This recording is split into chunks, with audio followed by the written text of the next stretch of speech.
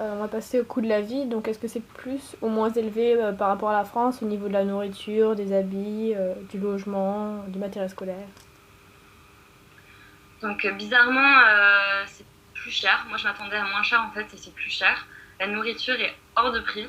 Enfin, genre, c'est pour vous donner un exemple, on arrive dans le supermarché et on veut acheter un paquet de céréales, bon, qui est peut-être certes un peu plus gros que ceux qu'on a en France. Le paquet de céréales coûte aux alentours de entre 7 et 10 dollars, ce qui nous fait du. Non, même plus 10 dollars, donc ce qui nous fait presque du 7 euros le paquet de céréales. Donc, ouais, ça fait un peu mal. Donc ouais, la nourriture chère. Après, ça dépend ce que vous achetez, mais dès que vous allez chercher des produits frais, de la viande, pourtant la viande, disons non quoi, mais de la viande et du poisson, vous allez mettre le prix. En termes de logement, les résidences sont assez chères, mais ça reste. Enfin, je crois que moi, je payais aux alentours de peut-être 550 dollars, donc ça fait. Bah oui, parce que quand même le dollar est quand même beaucoup moins cher que l'euro, donc ça c'est quand même cool. Donc ça fait peut-être du 400-450, ce qui reste correct pour le logement qui est en super bon état et tout. Euh, les livres scolaires, en fait, donc ça c'est cher, c'est très cher. On n'a pas l'habitude d'acheter des livres scolaires à ce prix-là dans nos études en France. Mais le truc que je vous conseille, moi, c'est qu'en fait, attendre, de toute manière, ne jamais les acheter avant d'avoir commencé les cours. Attendre déjà de voir ce que va dire le prof, parce que des fois, il y a des profs, ils s'en fichent un peu que vous ayez les livres. Et s'ils veulent absolument que vous ayez un livre, le partager avec des gens qui sont dans votre classe, parce que vous pourrez toujours faire des photocopies. Nous, je pense pas avoir acheté un livre pour moi toute seule. En fait, aussi penser à la bibliothèque, parce qu'à la bibliothèque, des fois, il y a des ouvrages en fait qui vous demanderont de lire sur le semestre que vous pouvez emprunter à la bibliothèque, donc là, gratuit. Donc ça, c'est quand même cool. Donc ouais, n'achetez pas les livres tout de suite. Partagez si vous pouvez, si le prof est d'accord, mais le plus souvent il sera d'accord. Pardon. Et surtout, ouais, regardez aussi la bibliothèque. Moi, c'est un truc auquel j'ai pas pensé et j'étais un peu dégoûtée de voir au bout de 2 mois que le livre que je venais d'acheter, en fait, qu'on avait acheté à deux, était dispo en 3 exemplaires à la Bibi. Donc voilà. Après, pour les sorties, tout ce qui est alcool et tout, parce que bon, forcément, ça intéresse quand même les gens. Ça va, c'est totalement correct. Même au final, les restaurants sont pas extrêmement chers en fait. Ça dépend lesquels, mais c'est pas non plus extrêmement cher. Les habits, ça va. Je pense que c'est même moins cher parce que ça doit être à peu près l'équivalent en fait de l'euro mais en dollars. Donc en fait on s'y retrouve. Puis il y a toujours des marques que vous aurez pas, Urban Outfitters, que vous aurez pas en France. Donc c'est quand même cool de faire un peu de faire un peu de shopping là-bas. Surtout qu'il y a le plus gros centre commercial du Canada qui est à Edmonton. Donc le truc qui s'appelle West Edmonton Mall, c'est énorme. Donc vous avez à peu près tous les magasins qui existent qui sont là-bas. Donc ouais, sur la nourriture plus chère et c'est un peu énervant et compliqué de bien manger. Sur tout ce qui est sortie, on s'en sort. Bon, l'essence, ça sera beaucoup moins cher, donc ça, pour partir, c'est bien. Et pour le logement, c'est OK. Et les habits, c'est moins cher, en général. D'accord. Et est-ce que c'est éventuellement compliqué de trouver un petit job à côté de ses études? Ouais, c'est compliqué parce que pour travailler au Canada, parce que même si là, vous n'allez pas avoir besoin de visa pour être étudiant, pour avoir un job. Bon, après, je me suis pas particulièrement renseignée parce que j'en cherchais pas un, mais je sais qu'il faut avoir le visa pour bosser. Et le visa est pas si facile à avoir.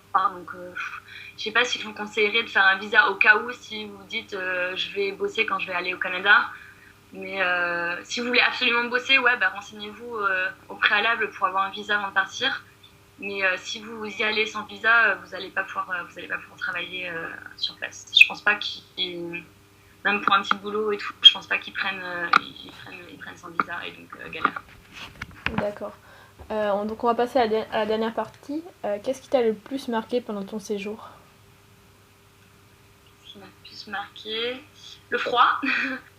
Parce que ouais, à partir de. En fait, il va faire très bon quand vous allez. Enfin, ça dépend de quel semestre, mais mettons que vous faisiez le même semestre que moi, donc septembre-décembre. Il va faire très bon quand vous allez arriver en août. Vous allez être super content parce que tout le monde vous aurait dit qu'au Canada il fait froid et en fait ça va. Septembre, été indien parfait. Octobre, moitié d'octobre, c'est toujours bon. À partir de mi-octobre, il neige. Voilà, donc ça fait un peu bizarre. À partir de novembre, il fait des températures en dessous de moins 10 degrés. Et ça va jusqu'à, je pense que le minimum qu'on a eu, c'était du moins 26, ce qui est assez perturbant. Après, au final, il faut savoir que vous allez amener de... Enfin, ils vont vous le dire, ils vont vous répéter, prenez des trucs, mais c'est des trucs, c'est même pas des trucs de ski, quoi. C'est des trucs de montagne de l'extrême, North Face, qui vont peut-être vous coûter un peu cher, mais qui valent clairement le coup quand vous allez aller là-bas. Que vous pouvez acheter là-bas parce que North Face c'est une marque canadienne, mais c'est pas forcément moins cher. Ouais, donc bon équipement. Après, quand on est bien équipé, bah, ça passe parce qu'en fait c'est du froid sec. Mais je pense que c'est le truc que vous allez retenir surtout de votre expérience. Et moi, c'est à chaque fois qu'on me dit le Canada c'était comment, bah, le Canada c'était super, mais c'était très froid quoi. Et ouais, la neige tout le temps. Après, ça, c'est sublime. Hein. C'est pas la petite neige qu'on a à Paris qui est toute marron, toute dégueu. C'est des paysages magnifiques enneigés. Le campus, il y aura 1,5 m de neige à partir de novembre. Enfin, c'est quand même super cool, quoi. Mais il faut se préparer au froid, quoi. Enfin, il arrive très vite et ça fait bizarre, quoi. Quand on peut pas sortir les mains des gants parce que sinon ils sont juste totalement engourdis au bout de 2 secondes. Où on a froid aux yeux parce qu'il faut bien ouvrir les yeux quand même dehors. C'est des expériences. Enfin, après, moi je suis contente de l'avoir vécu parce qu'au moins comme ça on résiste plus au froid quand on rentre en France. Mais c'est une expérience assez particulière. D'accord. Et donc quel conseil tu donnerais aux étudiants qui souhaitent partir dans cette université? Bah, si je peux donner un conseil, c'est quelque chose. Enfin, bon, j'en ai donné quand même pas mal là pendant l'interview, mais celui que nous on n'a pas fait et qu'on a regretté, c'est de prendre donc un buddy, enfin de demander, de faire attention, voir s'ils envoient un mail pour vous proposer un buddy, dites oui. Et si vous l'avez pas, vous essayez de vous renseigner auprès de l'association d'échange qui doit être dispo sur le site web pour avoir un buddy, parce que c'est quand même chouette, c'est super pour s'intégrer. Si jamais vous n'avez pas l'occasion de faire ça, mon gros conseil, qui sera le conseil de tous les Français qui sont partis avec nous à ce moment-là, c'est d'aller faire le week-end en fait organisé par donc cette association. Je ne sais plus exactement le nom. Je crois que c'est je sais plus le nom de l'organisation en fait pour les étudiants étrangers organise un week-end à Banff. Banff c'est dans les Rocheuses. Et en gros nous c'est là en fait c'est au bout d'1 mois après votre arrivée, ça doit être début octobre. Et c'est ce qui a complètement changé en fait notre expérience au Canada parce que c'est là qu'on a rencontré en fait tous nos amis quoi, avec qui on est resté, tous les Européens là, avec qui on est resté pendant 3 mois et les 3 mois suivants. Et c'est un super week-end et pas le mieux en termes de rando si vous voulez voir des paysages et tout. Là, c'est plus pour faire la fête. Mais c'était quand même super. Et après, ouais, faites aussi un autre conseil. Inscrivez-vous avec l'association Outdoors qui organise en fait c'est eux qui organisent les randos et les sorties dans les Rocheuses. Donc c'est des trucs ils organisent 3 jours où vous allez camper et tout. Bon, pour camper, prenez des affaires chaudes aussi parce que même si c'est qu'en septembre, il fait très froid la nuit.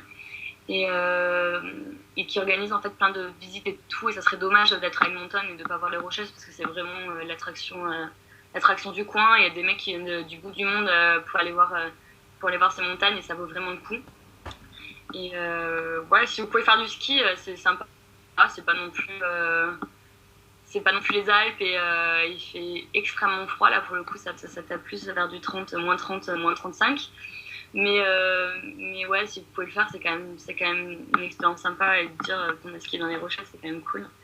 Et après, si vous avez les moyens, bougez à Vancouver parce que ce qui paraît, c'est une ville qui est super.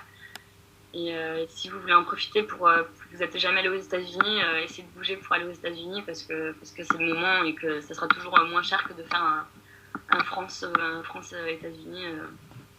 Voilà, mes conseils.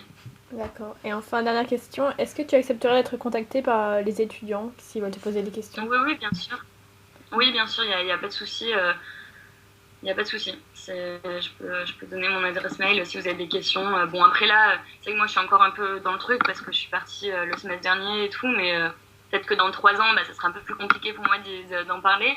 Mais là, c'est toujours un plaisir. Il y a des gens, les gens qui partent là, qui partent en échange à Alberta en septembre m'ont contacté et je réponds, il n'y a pas de souci. Je réponds aux questions en plus, je ne laisserai pas vos mails en attente. D'accord.